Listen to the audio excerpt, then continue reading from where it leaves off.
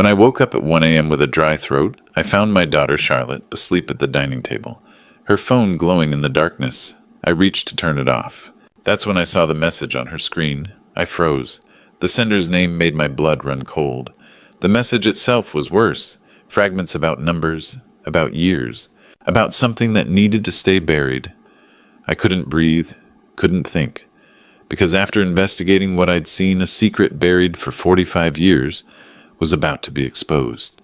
And it would destroy everything. Drop a comment if you've ever discovered a family secret that made you question your entire life. Because that 1 a.m. moment, just the beginning.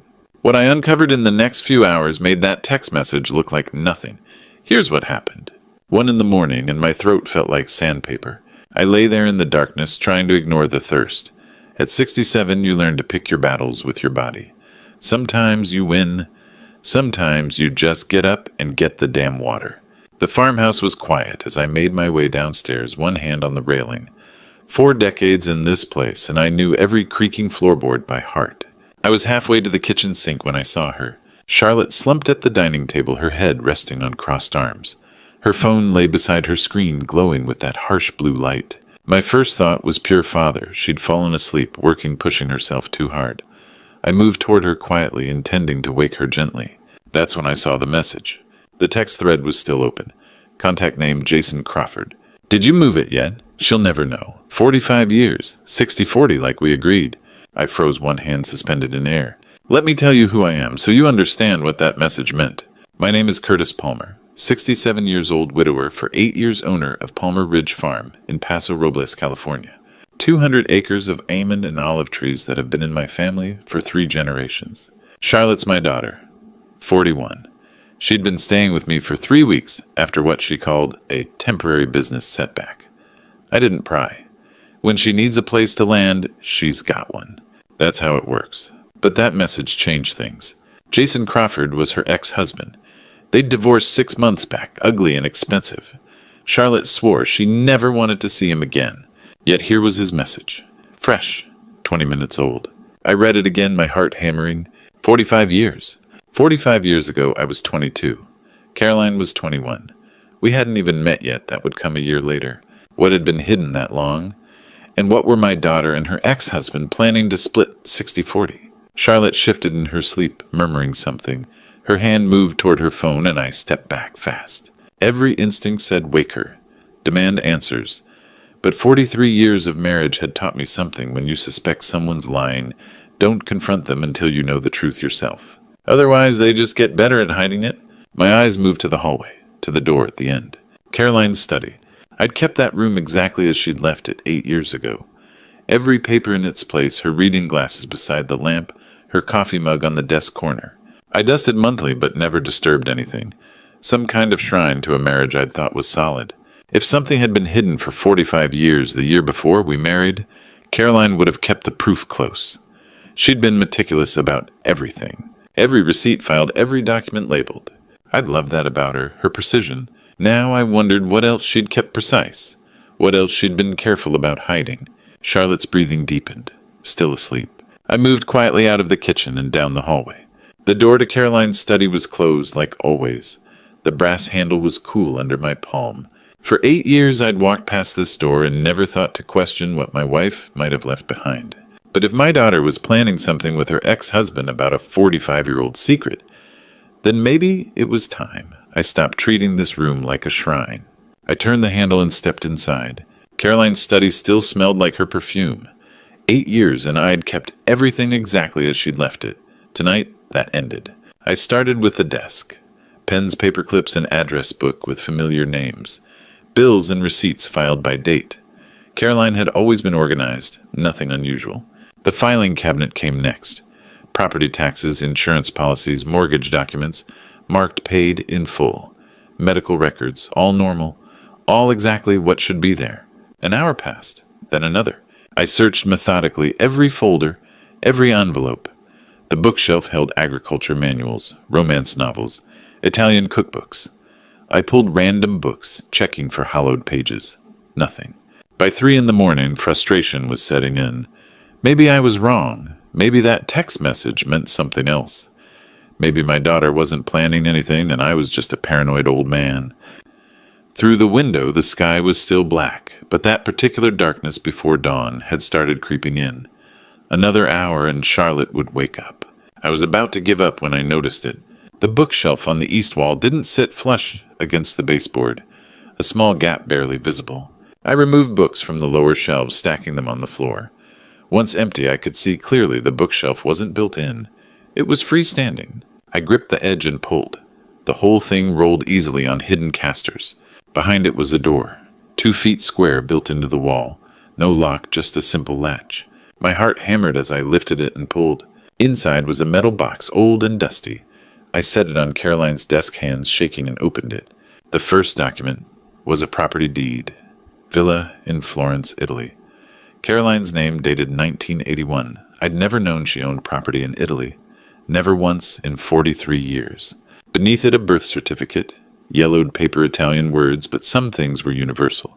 Name, Isabella Romano. Born 1979. Mother, Caroline Collins. Collins. Caroline's name before she married me.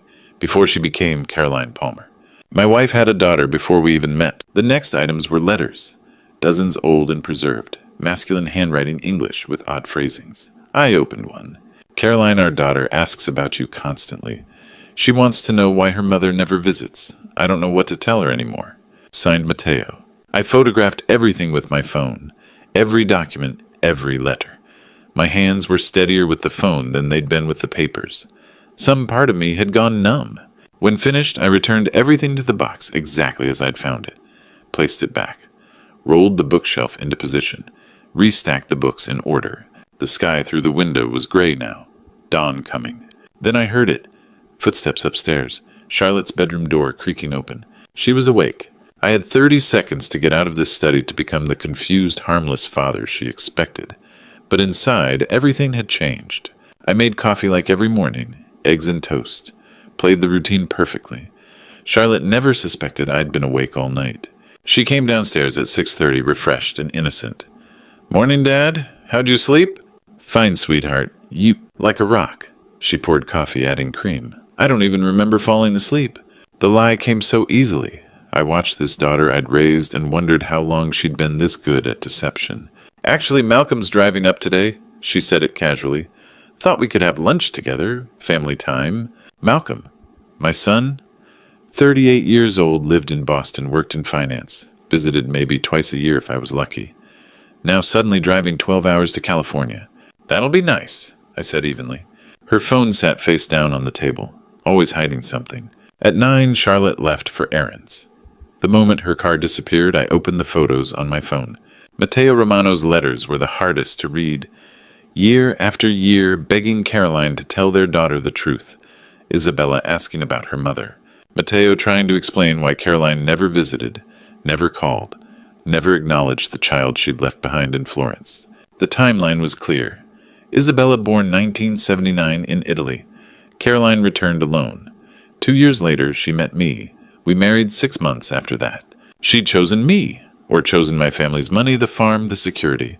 Comfort over honesty. I looked at our wedding photo on the wall, young and happy. Now I couldn't stop wondering, did you ever love me, Caroline? Or was I just convenient? A car engine, 10:30. Malcolm's BMW rolled up, Boston plates gleaming. He'd driven all that way. That's how important this was. Charlotte returned with takeout. She'd planned this carefully, family lunch, casual, comfortable. The perfect setting. We sat at the dining table. Malcolm looked tired but alert. Charlotte pulled folders from her bag. Glossy brochures for Heritage Valley Assisted Living. Legal documents with irrevocable trust and conservatorship in bold. "Dad, we've been talking," Charlotte started, voice warm and concerned. "We think it's time to consider some changes. For your own good." I set down my fork slowly. "What kind of changes?" "You're doing great," Malcolm said.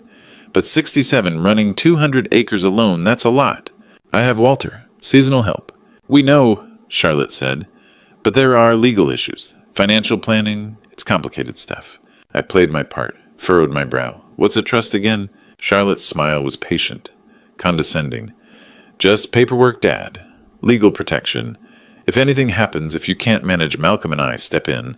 Take care of everything." "Take care of what?" Your assets, Malcolm said. The farm, the property. We'd be trustees. You'd be beneficiary, but we'd handle management. Decisions. What decisions? Dad. Charlotte's voice had an edge. This is for your protection. There's a legal claim against the estate. Someone trying to take what's yours. If we don't act fast... What claim? I looked directly at her. Who's trying to take something? Charlotte shot Malcolm a look. He'd said too much. It's complicated, she said quickly. Nothing to worry about. We'll handle it. But we need you to sign these papers. Today. The lawyer says it's urgent. She pushed documents across the table. Trust papers, power of attorney, conservatorship agreements. Yellow arrows pointing to signature lines. I picked up the pen. Charlotte smiled. But I wasn't signing anything. Not until I understood what claim against the estate really meant. Not until I knew exactly what my children were trying to take from me, and who was trying to stop them. I told them I needed groceries. Charlotte offered to come with me. I said no. The look on her face told me she knew I was lying. But she let me go. Maybe she thought I couldn't do much damage in a couple of hours. She was wrong. I drove straight to San Luis Obispo to Stephen Mitchell's law office, our family lawyer, for 20 years. If anyone knew about the claim, it would be him. The receptionist blinked. Mr. Palmer, do you have an appointment? No, I need to see Stephen now. 2 minutes later, he appeared uneasy. Curtis, what's going on? I didn't waste time. Tell me about Isabella Romano's lawsuit. The color drained from his face. How did you... Charlotte said you knew. Charlotte said many things. What's the lawsuit? He pulled a thick file. Filed 2 months ago. A claim against Caroline's estate for hidden assets. $6.3 million. The number hit like a fist. What properties? A villa in Florence. 6 properties in California and Arizona. Santa Barbara Lake, Tahoe, Scottsdale, Napa Valley, Portland, San Diego. I'd been married to Caroline 43 years, and she'd been buying property I never knew existed.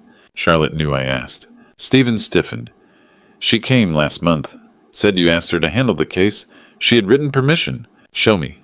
He slid the paper over. My name, my signature. Except it wasn't. The R in Palmer curled wrong. That isn't mine. Stephen went pale. She forged it. Curtis, I should have confirmed. Where are the properties? He gave me copies. A secret portfolio built over 25 years. I left and drove to the county clerk's office, arriving 10 minutes before closing. A clerk named Jessica pulled Caroline's records. That's a lot of properties, she said. Print everything. 6 deeds. Caroline's name. Bought between 1985 and 2010. One notation stood out on the Napa property. What's that? I asked. A lien, Jessica said. Filed 3 weeks ago. The holder is Jason Crawford. My stomach dropped. Charlotte's ex-husband. Unless he wasn't really an ex. Unless the divorce, the move back home, the concern for me had all been planned. I paid and sat in my truck as the sun sank, papers spread across my lap. 6 properties. $6.3 million. My wife's secret life. My children knew. Planned around it. Forged my name to control it. My phone buzzed. Unknown number. Mr. Palmer, this is Isabella Romano. We need to talk. I stared at the name. Caroline's daughter. A woman I'd never known suing me for millions. Was she the enemy? Or the only one who might tell me the truth? I started typing. The courthouse lights flickered behind me. My hands shook, but my mind sharpened. Lies had shaped my marriage, my children, my past. Whatever came next, silence was over.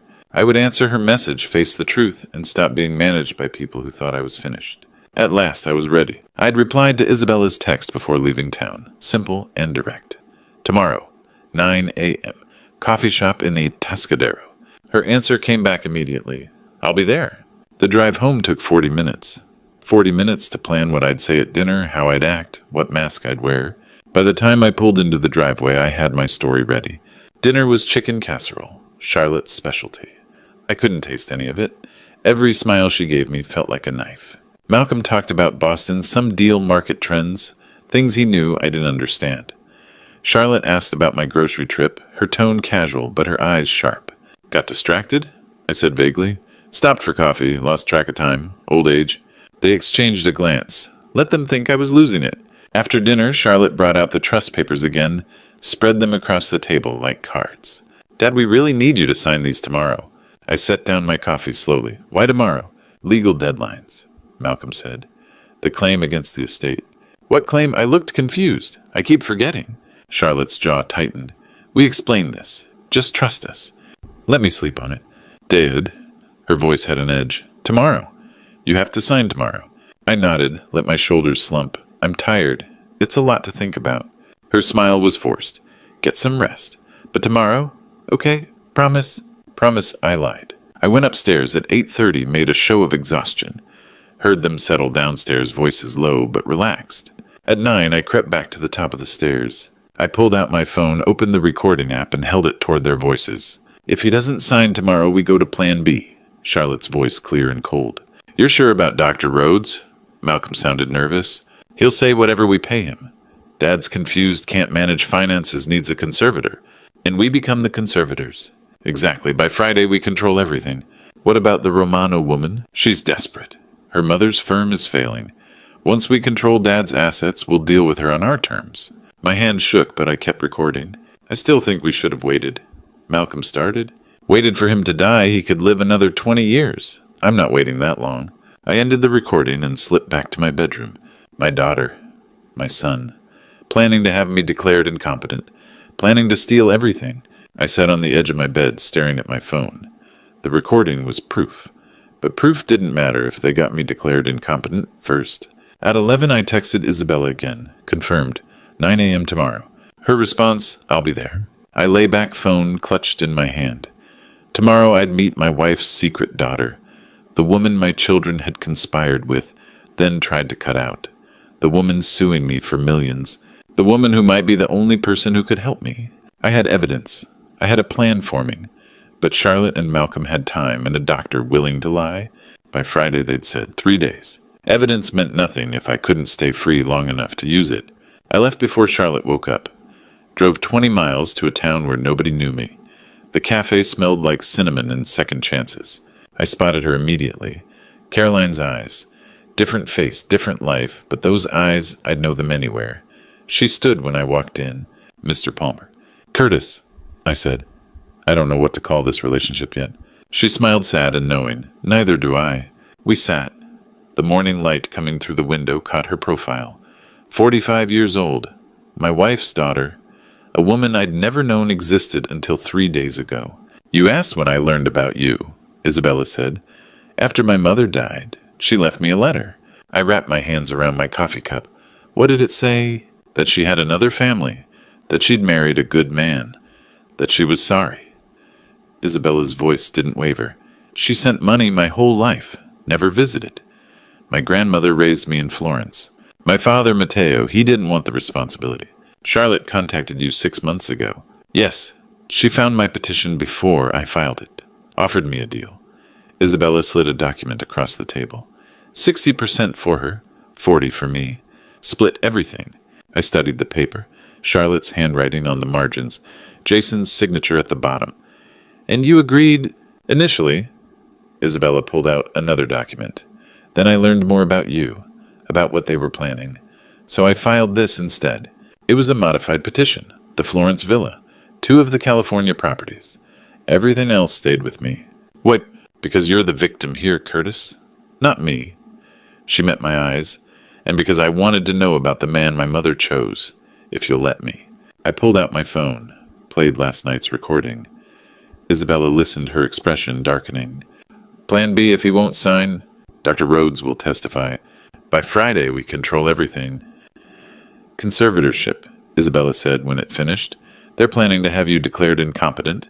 Can we stop them? Maybe, but we have to move fast. She pulled out her own papers. I've been documenting everything since Charlotte first approached me. Every text, every call, her exact words about the 60-40 split. My phone buzzed, Charlotte calling. Isabella watched me. It's going to get worse before it gets better. Are you ready for that? I wasn't, but I nodded anyway. She reached across the table, squeezed my hand once. Your wife? My mother. She kept us separated our whole lives. Let's not let them do the same thing. I answered Charlotte's call, put it on speaker so Isabella could hear. Where are you? Charlotte's voice was tight, controlled. Getting supplies. Malcolm needs you back here. The lawyer's coming at 2. What lawyer? A pause. Then the one handling your estate planning. We discussed this yesterday. I don't recall that conversation. Another pause. Longer this time. Dad, are you feeling okay? Maybe we should have Dr. Rhodes come by? Isabella scribbled on a napkin. Don't mention me. Don't let them know. I'm fine, I said. I'll be home soon. I ended the call. Isabella was already gathering her papers. 2:00, she said. That's when they'll try to get you to sign. Once you do, everything transfers to Charlotte and Malcolm. You'll have no legal standing. What do I do? She handed me a business card. Catherine Lawson, attorney at law. You fight back, Isabella said, and this time you won't be alone. I left Isabella at the cafe with a promise to stay in touch. 20 minutes later, I was pulling into my own driveway. The black Mercedes told me I was too late. Charlotte had moved to Plan B. I walked in to find 3 people in my living room. Charlotte, Malcolm, and a stranger in a gray suit holding a leather folder. Dad, where have you been? We were worried sick. Coffee, I said. The stranger stood. Mr. Palmer, I'm Dr. Kenneth Rhodes. Your children asked me to... I don't need a doctor. Just a wellness check. A few simple questions. Not without my lawyer present. Charlotte's voice sharpened. See, paranoid. Always defensive. Dr. Rhodes made a note in his folder. Malcolm moved fast. Grabbed my phone from my jacket pocket. You're not thinking clearly anymore, Dad. Give that back. Charlotte took my truck keys from the hook. You need to rest. They were keeping me prisoner. Malcolm, take your father upstairs, Charlotte said. The door closed. I heard the lock click. Locked from the outside. The window. 2nd floor. Rose trellis running up the wall. Caroline had planted it in 1995. She'd wanted climbing roses. Something beautiful. I checked my watch. 12:30. I waited. Dr. Rhodes left at 3. Charlotte and Malcolm's cars started at 10. They'd gone to a hotel, confident the locked door would hold. At midnight, I opened the window. I was 67 years old. The climb down hurt, but staying hurt more. I made it to the ground. My hands stung from the thorns. My knees ached, but I was free. The equipment shed. Walter, my farmhand, always kept his truck keys in the toolbox. Old habit I'd always appreciated. I drove to Atascadero. Found the Sunset Motel at 1:30 in the morning. In the room, I used the phone on the nightstand. Called Richard Collect. My brother. The one who'd shown up to Caroline's funeral when Charlotte and Malcolm had business conflicts. Richard, I need you. Tomorrow. What happened? They locked me in. I climbed out a window. Silence. Then I'm already packing. I'll be there by noon. I collapsed onto the bed. The adrenaline fading. Everything ached. My hands were shaking. The scratches from the roses were starting to burn. But I'd bought myself time. My phone was gone. My truck was gone. But I had Walter's pickup. I had Richard coming. I had Isabella's evidence. And I had Catherine Lawson's card in my wallet. Tomorrow was Friday. The deadline Charlotte had mentioned on the recording. Whatever they'd planned, it was supposed to happen tomorrow. I thought about the locked door, the way Charlotte had taken my keys without hesitation, the notes Dr. Rhodes had been making. They'd been prepared. This wasn't improvisation. This was a plan they'd been building for months. I pulled the motel blanket over me, tried not to think about how easily they'd turned my own home into a prison. No phone, no truck, but I was free. For now. Richard knocked at 7 in the morning, holding coffee and bagels. You look terrible, he said. Good. They'll believe you're not incompetent. My brother. Flew red-eye from Portland. 62 years old and still treating me like I couldn't handle things myself. This time, I was grateful. Isabella arrived at 8 with a woman in a navy suit. Curtis, this is Catherine Lawson, my attorney. Now yours too. Catherine shook my hand. Firm grip, sharp eyes. Mr. Palmer, we have work to do. Dr. Janet Morgan showed up at 8:30. Isabella had arranged it. A psychologist with 30 years of experience evaluating cognitive function. She spent an hour with me, memory tests, reasoning puzzles, current events. By the end, she was smiling. You're completely sound, Mr. Palmer. I'll testify to that. At 10 o'clock, there was another knock. Officer Spencer Barnes, San Luis Obispo Sheriff's Department. Welfare check, he said. Your daughter reported you missing and confused. I'm not missing, I said. I left. She says you're not well. My daughter is lying. Barnes looked around the motel room. Richard, Isabella, 2 lawyers, a psychologist. You seem pretty organized for someone who's supposed to be confused. Catherine handed him the court filing. We have a hearing at 2 this afternoon. Mr. Palmer will be there. Barnes nodded, satisfied, left. Strategy session after that. Catherine laid out what would happen in court. The petition Isabella had filed. The evidence we had. The recording from 2 nights ago. What if they win, I asked. Catherine met my eyes. They won't. We have evidence. We have witnesses. And we have the truth. At 12:30, Richard tried to make me eat. I couldn't. My stomach was twisted into knots. Tomorrow was supposed to be the day they took everything. Instead, I was taking it back. We arrived at the San Luis Obispo County Superior Court at 1:15. Charlotte and Malcolm were already there, with their attorney, Gloria Henderson, gray hair, expensive suit, the kind of lawyer you hire when you need someone who knows how to make problems disappear. Charlotte saw me. Her face shifted instantly. Concern, relief, performance. Dad, thank God you're safe. She moved toward me. I stepped back. Don't. The mask flickered, just for a second. Her eyes went cold. Then the concerned daughter was back. Dad, please. We've been so worried. Save it for the judge. Gloria stepped forward. Mr. Palmer, let's handle this calmly. See you inside, I said. Richard's hand was on my shoulder. Steady. Isabella stood on my other side, Catherine in front, Dr. Morgan behind. I wasn't alone anymore. At 1:45, we entered the courtroom. It was smaller than I'd expected. Wood paneling, rows of benches, the seal of California on the wall behind the judge's bench. Charlotte and Malcolm sat on the left side with Gloria. We took the right. The division felt biblical. The bailiff stood. All rise. The Honorable Judge Helen Martinez presiding. Everyone stood. Judge Martinez walked in, late 50s, reading glasses on a chain. She looked like someone who'd spent 30 years listening to people explain why rules shouldn't apply to them. She sat. We sat. She opened the file in front of her, looked at Charlotte's side, looked at ours. Her expression gave away nothing. This is a petition regarding the estate of Caroline Collins Palmer, she said, and a motion for emergency conservatorship. Let's begin. Judge Martinez looked like she'd heard every lie in the world. I just hoped she'd recognize the truth when she heard it.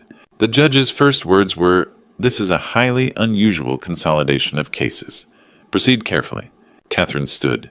"Your Honor, this is elder abuse. Curtis Palmer was locked in his bedroom, had his phone and vehicle keys confiscated by his own children." Gloria Henderson rose. "Concerned children protecting a confused father. 8 years since his wife died," Catherine said. "He's managed a 200-acre farm successfully ever since." I testified. Told them about the locked door, the confiscated keys, Thursday's imprisonment. Catherine played the recording, Charlotte's voice. "By Friday, we control everything." Silence. Gloria tried. "Mr. Palmer has been under stress. For 8 years, I said. I've run my farm, paid my taxes. The only stress came from discovering this conspiracy." Stephen Mitchell testified about Charlotte's forged signature on the authorization. Dr. Janet Morgan. Mr. Palmer scored in the superior range on every cognitive test. No evidence of diminished capacity. Richard, my brother's sharp. What his children did was calculated elder abuse. Isabella stood. "I'm only asking for what my mother promised. 3 properties. Mr. Palmer keeps everything else the farm. The other properties his independence. It's his children who want it all." Catherine held up a document. Exhibit F, an agreement signed by Charlotte Palmer 6 months ago. She read 60% to Charlotte Palmer, 40% to Isabella Romano. Malcolm's head snapped up. He stood. 60%. You told me 50-50. "Sit down, Malcolm," Charlotte hissed. "You lied to your own brother." Charlotte stood. "I did the work I found Isabella." The gavel cracked. "Order sit down now, or I hold you in contempt." Malcolm sat, head in hands, shaking. Charlotte sat, arms crossed, defiant. Malcolm looked at me. "Dad, I swear I didn't know—" "Shut up," Charlotte snapped. Judge Martinez set down her gavel. "I've heard enough. This is one of the clearest cases of elder abuse I've seen in 30 years. She looked at her notes. "The trust documents are void, obtained through coercion and false imprisonment. Isabella Romano's petition is approved. Villa and Florence condo in Santa Barbara Vineyard in Napa Valley. Total $3.8 million. All other properties returned to Curtis Palmer." She looked at Charlotte and Malcolm. "I'm issuing a restraining order. 12 months. No contact with Curtis Palmer. Any violation means immediate arrest." She leaned forward. "You should be ashamed. Bailiffs escort them out." Charlotte walked out with her head high. Malcolm was crying, trying to catch my eye. I turned away. Outside the sun was setting, orange and gold over the hills. Isabella stood beside me on the courthouse steps. "I know a good lawyer for the property transfers," she said. Then quieter, "And I know a good cafe, if you'd like to talk." I looked at her. my wife's daughter, my unexpected ally. I'd like that. Richard joined us, hand on my shoulder. Let's get you home. Not yet, I said. I need a few days away from that place. Isabella nodded. I know a hotel in Paso Robles. Good restaurant, quiet. We walked down the courthouse steps together. 3 people who'd been strangers a week ago. Behind us, Malcolm called my name. I didn't turn around. Some bridges once burned can't be rebuilt. 3 months can change everything. Or maybe it just reveals who you really were under all the compromise. I own 120 acres now, near Santa Barbara. Smaller house, ocean view. The kind of place Caroline never would have chosen. That land was Caroline's dream. This one is mine. Morning coffee on the porch. Young olive trees I planted last month, still finding their roots, like me. I sold Palmer Ridge for $4.2 million, bought this place for $1.8, put the rest away. Simple math, simple life. Every Saturday, Isabella comes at 10. We cook together. She teaches me Italian recipes from her nonna. We talk, her childhood in Florence, my early years with Caroline. The stories don't hurt anymore. She lied, I told Isabella last week, but she also loved. Both can be true. Charlotte is fighting with Jason over assets now. The irony isn't lost on me. Malcolm sent a letter. I sent it back unopened. I don't hate them, but I can't have them in my life anymore. Richard visits once a month. We sit on the porch, watch the olive trees grow. That's enough. I planted a small vineyard last month, 6 rows. Isabella helped, said it reminded her of Tuscany. The sun is setting, orange and gold over the Pacific. I'm holding wine from my first harvest. 12 bottles total, but they're mine. At 67, starting over sounds like an ending, but it's not. It's choosing. I spent 43 years as Caroline's husband, 42 years as Charlotte and Malcolm's father. Now I'm just Curtis, olive farmer, survivor. Family isn't always blood. Sometimes it's choice. Isabella's car appears, right on time. She's bringing someone today, a friend from Florence. I stand, wave. The olive trees are still small. The vineyard won't produce for 2 more years. But the ocean is right there, 20 yards from my porch. Constant, reliable, honest. Isabella parks, gets out. Curtis, this is Marco, from Florence. I shake his hand. Welcome. Dinner's almost ready. We walk toward the house. 3 people, a meal, a sunset. Simple things, the best things. Some people would call this an epilogue, the end of something. I call it Tuesday, and Saturday, and every day after. Just life, chosen, earned, mine. You know what I learned at 67. Sometimes God puts people in your life to test you. Sometimes he puts them there to teach you. And sometimes, like with Charlotte and Malcolm, he puts them there to show you who you really are when everything falls apart. I spent 43 years building a life on compromise, on keeping the peace, on pretending I didn't see the cracks. God gave me signs, Caroline's secrets, the locked doors, the forged signatures. I ignored everyone until I had no choice left. Don't be like me. Don't wait until you're locked in your own bedroom to realize something's wrong. Don't wait until your children are dividing your assets before you're gone. Trust your gut. Protect yourself. Ask the hard questions before it's too late. But here's the thing God also gave me Isabella, and Richard, and a second chance at 70. He didn't leave me alone in that courtroom. He never leaves us alone even when our own blood turns against us. These grandpa stories aren't just entertainment. They're warnings. They're lessons bought with pain and paid for with lawyers and escape routes through rose trellises. Real grandpa stories from real life. So I'm asking you, have you seen the signs? Are you ignoring what God's trying to tell you? Share your story in the comments. Subscribe so you don't miss more grandpa stories that might just save your life one day. And if this resonated with you, share it with someone who needs to hear it. Because family isn't always blood. Sometimes it's choice. And sometimes by God's grace, it's both.